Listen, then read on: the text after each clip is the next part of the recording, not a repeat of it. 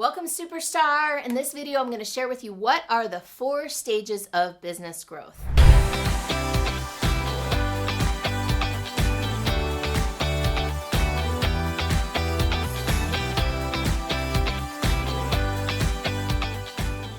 Now, I know you're looking for the 4 stages of business growth, but I'm going to make a little tweak to that and call this the 4 seasons of business growth. And the reason for that is that, to me, business growth is somewhat cyclical.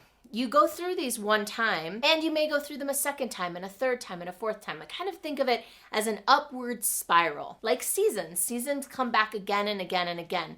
Unlike stages that are just like 1, 2, 3, 4, the seasons of business growth give you an opportunity to revisit the cycle whenever you need to. Now, why is it important to distinguish among these seasons? Why does this conversation even matter? Well, I find that it matters to me and also to my clients. It's helpful for people to know where they stand and to understand the season that they're in so that they can appreciate it and they can fully get all of the gifts from the season. Sometimes when we're in business, we want to jump ahead to the next season. But if we can understand the value of the season we're in, then maybe we can be okay with where we are and really appreciate it and get the most out of it. Now, before I get into the actual 4 seasons, I do want to invite you to take a moment, like this video, subscribe to my channel, send me a message below and let me know you're listening. Let me know you're watching. I'd love to hear what you think about this content.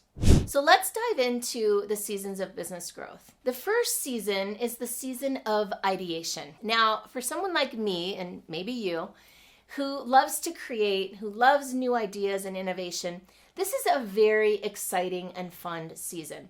So exciting and fun that sometimes we might want to stay here. This is a season where we're coming up with the new idea or new ideas.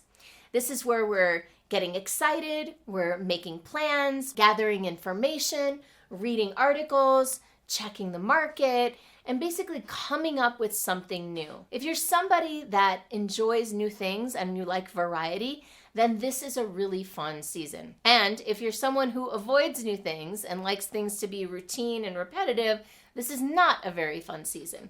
And what I found is that most entrepreneurs love the season of ideation.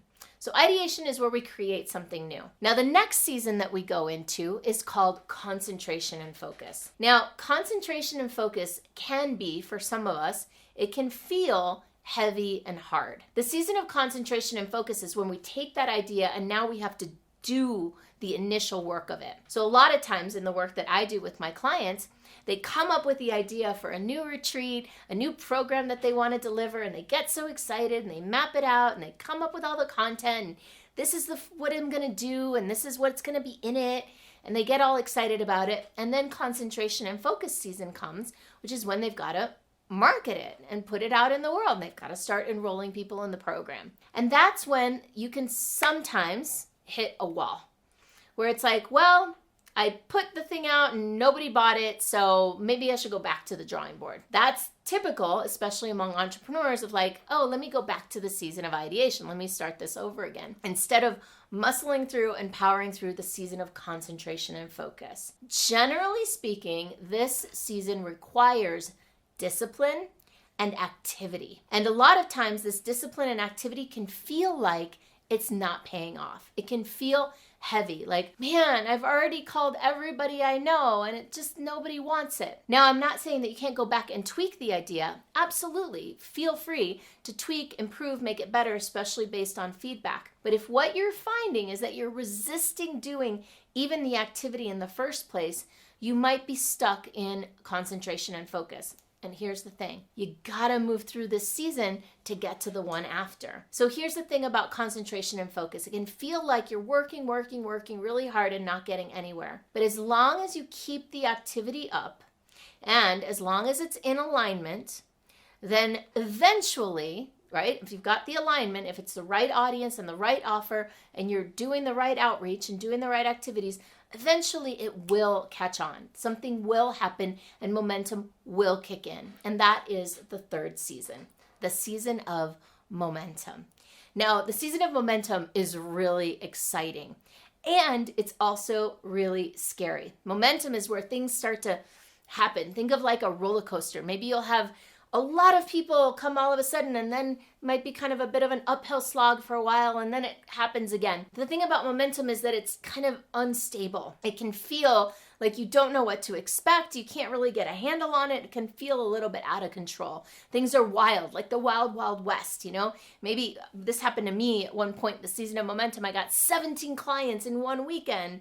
And then I had to, oh no, I have to onboard these people and I have to work with these people. And oh my God, it's so much. And then I had a dry spell after that. So the season of momentum is unpredictable, it's exciting, and it can be exhausting until we move into the season of stabilization. And that is where we put systems and processes in place to stabilize the business and start to create room to breathe and start the cycle all over again and create something new. So stabilization is standard operating procedures. It's getting your marketing dialed in so that it's consistent and predictable. It's a big signal that you're in this season if you're creating it to be predictable, stable, organized, systematized, streamlined.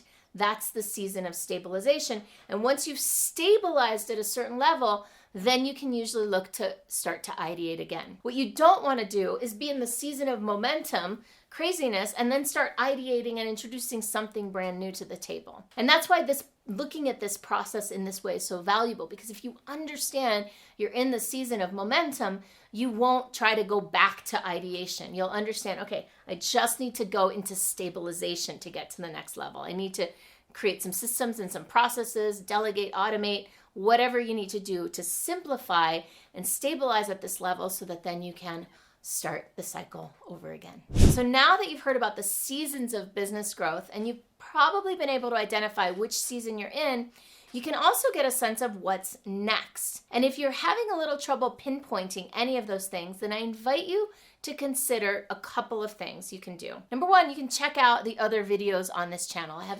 tons of videos that help you out in a variety of different seasons of your business. Another thing you can do is check out my Superstar Business Assessment. Now, my Superstar Business Assessment will ask you 30 really amazing questions and will help you understand where you stand and where it is most advantageous for you in this moment to focus your time and attention. You can get that at superstarbusinessassessment.com or just click on the link below in the notes. Enjoy.